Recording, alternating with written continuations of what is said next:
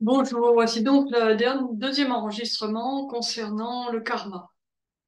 Et nous allons revenir cette fois au Yoga Sutra et en particulier au quatrième chapitre des Yoga Sutras dont j'ai dit il me paraissait assez déconcertant. En fait, il reprend certaines notions précédentes et les réinterroge, mais en brouillant un petit peu les pistes ou en orientant dans des voies un peu différentes. Et c'est une attitude qu'on retrouve dans beaucoup de voies spirituelles, avec parfois d'ailleurs une certaine brusquerie. Le but de cette attitude, sortir celui qui est en recherche de spiritualité, de ses habitudes et de ses certitudes.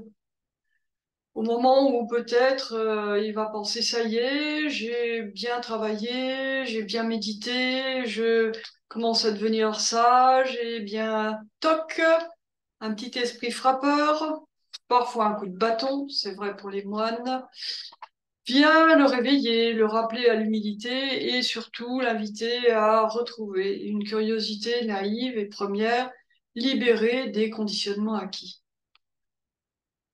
Alors en disant ça, je pense à Milarepa, qui était un grand yogi et poète du bouddhisme tibétain du XIIe siècle, dont une partie de la vie fut émaillée de trahison, de vengeance, de violence et de magie, et à qui son maître imposait des épreuves considérables. Par exemple, monter et redémonter encore et encore des murs de pierre, sans arrêt, sans pause syndicale bien sûr, de l'aube jusqu'au coucher du soleil, au motif qu'il n'était pas parfait ou qu'il ne convenait pas. Et bien d'autres épreuves du même genre, je vous laisse imaginer. Jusqu'à ce qu'enfin il cède et que Milarepa puisse continuer son chemin pour finir par se retirer du monde et se consacrer à la méditation et à la poésie. C'était quand même un sacré chemin. Les temps ont changé, je pense, même pour les candidats à la libération spirituelle, c'est peut-être moins violent. Bref, en lien avec le karma, nous prendrons d'abord les sutras 4, 5, 6 et 7, dans la traduction très proche du sanskrit toujours, qu'en donne Aliette de Grasse, mais aussi grâce aux commentaires de Vyasa qu'on trouve dans le livre d'Éric Sablé et l'approche un peu plus contemporaine, je dirais, de Franz Moore. Tous ces ouvrages ont déjà été cités, ils me suivent depuis le début. Enfin, m'accompagnent. Alors, le Sutra 4.4 parle des esprits créés par la seule individualité. Qu'est-ce que ça peut bien être? Alors, individualité, c'est asmita. C'est une notion qui n'est pas si facile à traduire. On dit l'ego, mais en fait, ce serait plutôt le moi déjà un peu libéré de l'ego, qui a évolué jusqu'à pouvoir créer simultanément plusieurs esprits, certains disent plusieurs personnalités simultanées. Donc déjà un esprit bien délié. Certains diront plutôt que cet esprit créé par l'esprit central a en quelque sorte sa propre personnalité. Alors attention, il ne s'agit pas de se voir dédoublé ou morcelé comme pourrait malheureusement le vivre un schizophrène. Au contraire, il s'agit d'être extrêmement lucide pour que cet esprit puisse cueillir la fulgurance d'une idée ou d'une perception inattendue et sans précédent, comme une sorte de fenêtre sur l'inconnu. Fulgurance qui disparaîtra très vite dans l'oubli si on n'y prête pas attention.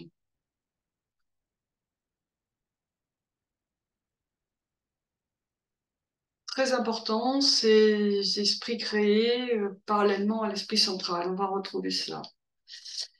Le sutra suivant précise que l'esprit est un, mais dirige de multiples.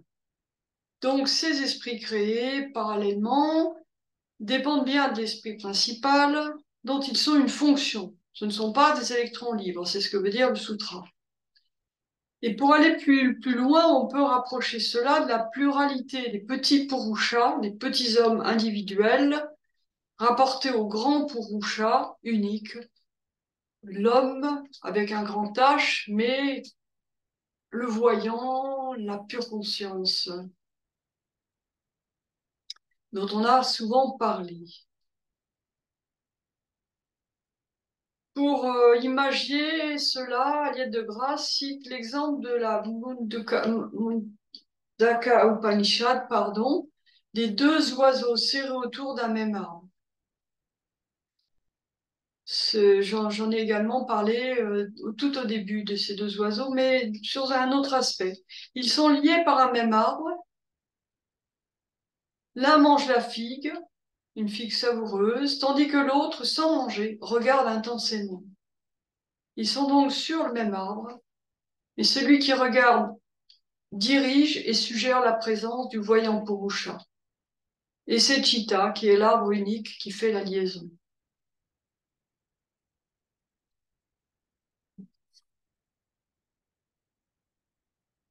L'esprit de création est lié à celui qui l'a créé. Il est né de la méditation et est sans espace d'intention. Ça, c'est le sutra suivant, numéro 6. Donc, pour synthétiser ces trois sutras, on pourrait dire le chitta, l'esprit, a bien progressé sur son chemin de libération, libéré entre autres des sens, qui sont souvent la cause de l'attachement à la nature au sens, pas à la nature, le fait d'être attaché à ce qui nous entoure. Être attaché à la nature, c'est au sens de prakriti, cette nature, cette matière qui nous empêche de voir le purusha. Donc, déjà débarrassé de l'attachement au sens, l'esprit sous sa forme bouddhique, on a vu dans le Sankhya que la bouddhi, c'est la forme d'intelligence la plus élevée, la plus éveillée, peut alors faire l'expérience du purusha, de la pleine conscience. À ce niveau, le chitta, l'esprit, enfin l'intelligence, a dépassé l'ego pour devenir force de création. Elle a créé ces petits esprits instantanés qui n'ont pas d'avenir, mais qui sont très forts, comme autant d'oiseaux autour de l'arbre central, multiples et simultanés. Seules ces créations mentales du yogi peuvent atteindre un tel degré de finesse et d'instantanéité. Ils réveillent, décalent et sont en une voie directe vers le purusha, laissant de côté la mémoire qui se prend pour l'intelligence. Voilà, c'est ça qui est important. C'est que dans l'esprit, l'intelligence habituelle, on dira, il y a une grande partie qui est constituée par la mémoire. Et que souvent, la mémoire, effectivement, on pense que ça suffit pour accéder à un éveil, même avec la bouddhi qui s'en détache. Donc, grâce à ces petits esprits, on peut avancer sur cette voie. Quand notre esprit créateur, notre esprit fondamental est lourd de ces actes, les fruits accumulés dans les plis de notre psyché, les autres petits esprits sont dans l'instantanéité, sans mémoire et sans intention. Ils sont dits nés de la méditation, car ils ne possèdent aucun espace plein, juste une attention unique, sans objet, et c'est ainsi qu'ils peuvent libérer le vrai chitta qui, lui, reste plombé par son karma. Au fond, peu importe le temps que durera votre méditation, puisqu'il s'agit juste d'être dans l'instant, conscient d'instant en instant. C'est ça que ça veut dire. Et ce n'est ni plus ni moins qu'un entraînement mental, comme les postures. Mais attention, attention, tant que le réservoir des actes existe, le yogi peut revenir à une action intéressée, mue par le désir qui entraîne les effets ultérieurs de l'acte. D'où l'importance de ce chitta, de cet esprit né de la méditation, qui ne se laisse pas distraire, car c'est cette dispersion qui réintroduirait la recherche d'un fruit.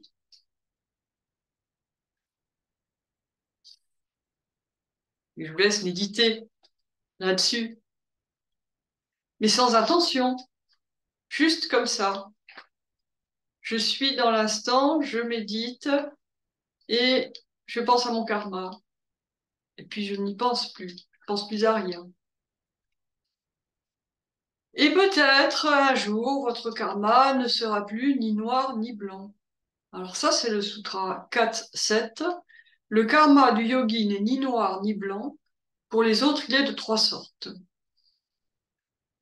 Donc via ça, le commentateur des Yoga Sutras distingue 4 sortes de karma: le blanc et noir, le noir et blanc, et le ni noir ni blanc.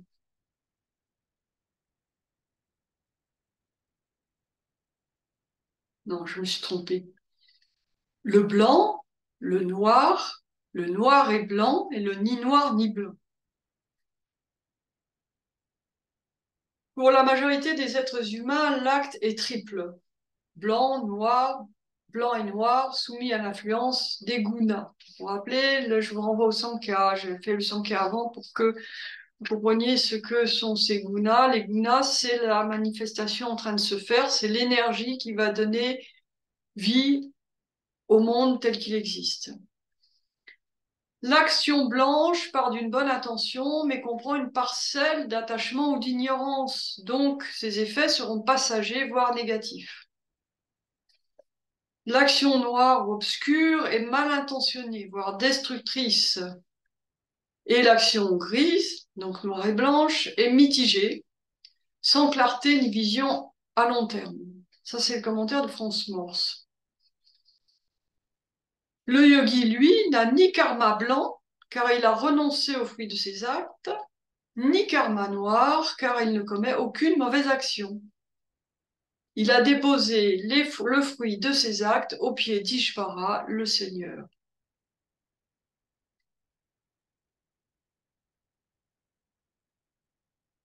Le karma, donc ni noir ni blanc, est celui des samyasines, les renonçants, dont les kleshas, on a parlé des kleshas, les racines de la souffrance, ont disparu et qui habitent leur dernier corps. Non coloré d'un désir particulier, il est sans désir, ce samyasine, autre que le purusha, l'autre, le grand autre. Voilà pour la deuxième partie que je souhaitais consacrer au karma et au Yoga Sutra. Et après avoir étudié cette notion de karma, il sera question dans le prochain enregistrement de ce qui le fabrique, ce karma, à savoir les empreintes des actes, les vasanas. À suivre donc. À bientôt.